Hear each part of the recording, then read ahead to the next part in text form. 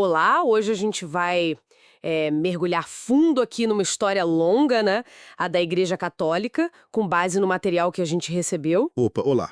A ideia é tentar entender os momentos mais importantes, sabe? As grandes viradas dessa instituição quase 2000 anos.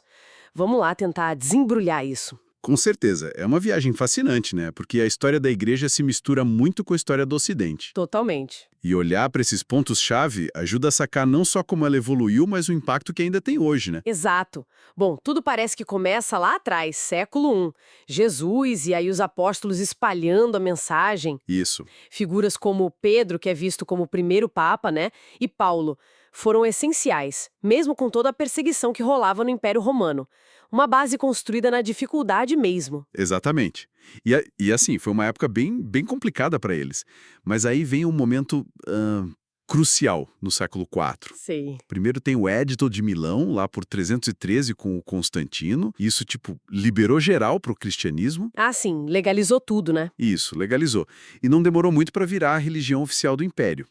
Mas o mais, interessante aqui são os concílios, como o de Nicéia, em 325. Nicéia, sim. Ali eles definiram coisas importantíssimas, dogmas mesmo, tipo a divindade de Cristo. E isso fortaleceu a igreja, sabe? Deu a ela esse papel de guardiã da fé certa. Foi uma virada enorme, de perseguida para oficial e definidora da ortodoxia. Uau! E avançando um pouco, Idade Média. Cai o Império Romano do Ocidente, lá por 476. Que papel a igreja assume nesse cenário mais fragmentado? Ah, um papel centralizador, sem dúvida. A Europa estava toda dividida, né? E a igreja meio que ofereceu uma unidade cultural, espiritual, Entendi. e os mosteiros foram fundamentais para guardar conhecimento antigo, textos clássicos. Muita coisa poderia ter se perdido ali. Nossa, verdade. E o Papa, né? A figura do Papa foi ganhando um poder imenso, não só religioso, mas político também. É nesse contexto aí que acontecem as cruzadas, lá pelos séculos XI a XIII. As cruzadas, sempre complexas, né? Mistura de fé, política, interesses. Totalmente. Uma mistura intensa. Mas ó, nem tudo foi unidade nesse caminho, viu? O material mostra divisões bem sérias. É verdade. O cisma do Oriente, por exemplo. Exato, em 1054. Aquilo separou de vez a Igreja Católica Romana do Ocidente da Igreja Ortodoxa, lá no Oriente. Uma divisão com raízes, bem profundas, culturais, teológicas. E depois, no século XVI. Vem a Reforma Protestante, Martinho Lutero, 1517. Ele não só bateu na tecla da venda de indulgências, que era tipo comprar perdão, né? Sei, para diminuir a pena pelos pecados. Isso, mas ele foi além, questionou a autoridade do Papa, a ideia de salvação só pelas obras, defendeu que era só pela fé. Isso, abalou as estruturas da igreja de um jeito. Caramba! Imagina o impacto. E como a igreja reagiu a essa sacudida? Bom, ela reagiu com a Contra-Reforma. O Concílio de Trento foi o grande marco disso. Durou um tempão, de 1545 a 1563. Trento. Ali eles reafirmaram as doutrinas católicas, sabe? Deram uma padronizada nos rituais e também fizeram as reformas internas para tentar consertar alguns abusos que o Lutero e outros criticavam. É um padrão interessante, né? A igreja respondendo aos desafios, se adaptando para continuar relevante. Faz sentido. E aí, chegando mais perto da gente, era moderna. Iluminismo, Revolução Francesa, a igreja parece que perde um pouco daquele poder político todo, né? Perde sim bastante poder temporal com os novos estados surgindo.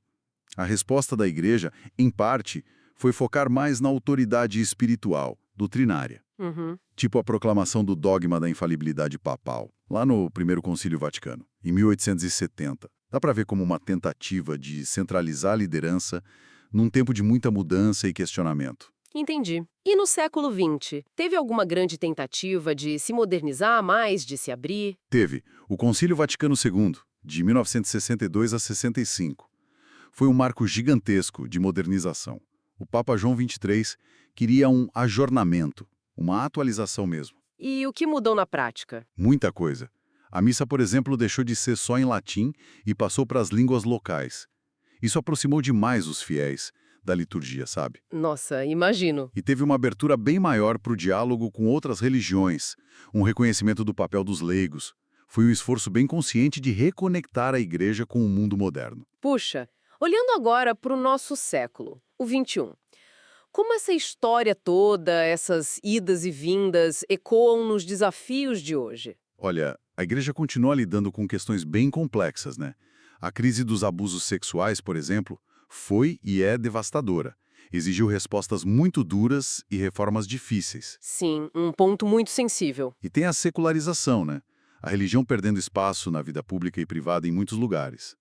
O Papa Francisco, desde 2013, tem tentado uma abordagem mais pastoral, focada em misericórdia, inclusão, diálogo, cuidado com os pobres, com o meio ambiente, tentando responder essas questões atuais. Então, no fim das contas, essa análise dos materiais mostra uma instituição com uma capacidade de resistir e se adaptar impressionante, né? Sem dúvida alguma. São quase 2 milênios. Passou por perseguição, teve poder gigantesco, enfrentou divisões profundas, passou por reformas radicais, modernizações. Uau!